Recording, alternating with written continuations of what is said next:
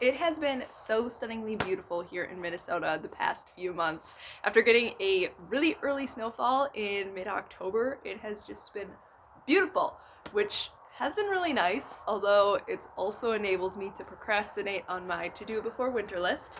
So I look at the forecast and see like 30-40 degrees, and it doesn't exactly motivate me to go out there and get everything done before winter. But now, it might snow tomorrow, which would be wonderful because it's Christmas Eve, and who doesn't want a white Christmas? So it's sort of given me the last final nudge to get going and cross the last few items off of the list. And I have one final item on there that I'm going to be doing today. And this is something that I put off most years. Is it super hard? No. Is it super time consuming? No. But I always seem to save it for the end, and that is cutting down the asparagus.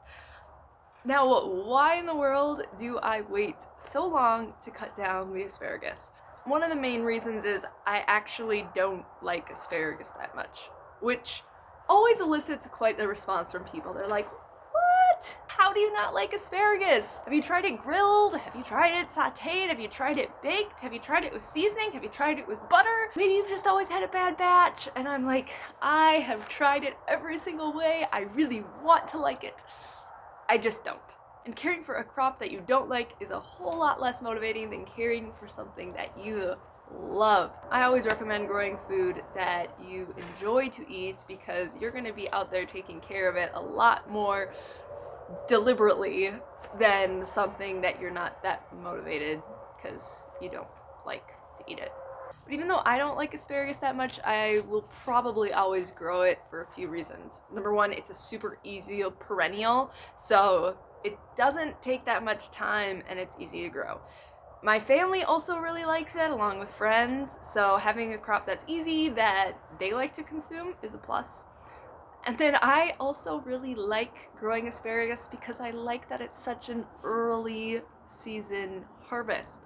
So we don't really harvest anything in May in Minnesota, but at the beginning of May, we are already getting asparagus. So seeing those little green shoots come up at the beginning of spring and knowing there's hope for the garden after a long winter is just such a blessing. It's like, oh, winter's ending, spring is coming, and the garden will begin growing.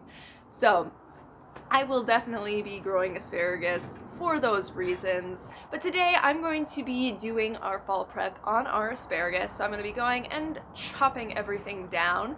It's pretty easy to take care of, so I'm going to just bring you guys along for the ride. And all right, I should probably stop talking and stop procrastinating and get to it. Let's go.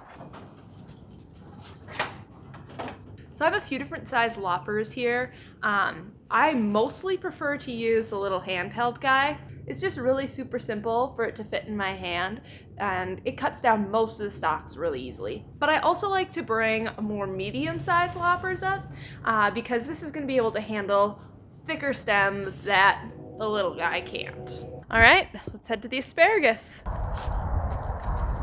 So here we are at the asparagus. You can see it's a nice brown color, which means it is time to lop it off to prepare it for spring. So we'll be harvesting this come beginning of May-ish for a few weeks, and then we'll let it grow up all summer. It will get nice and tall and bushy, and then once it turns this dried out brown color, that's when we chop it off, and it will go again next year. So this is a perennial. I think we put this in maybe like 8 years ago now, and we have done very little maintenance on it, and it provides us with a lot of really great asparagus. So it's really that simple. All you have to do is snip off the stalks right at ground level, and I'll end up throwing all of the old asparagus ferns or plants or whatever you want to call them out in the tall grass.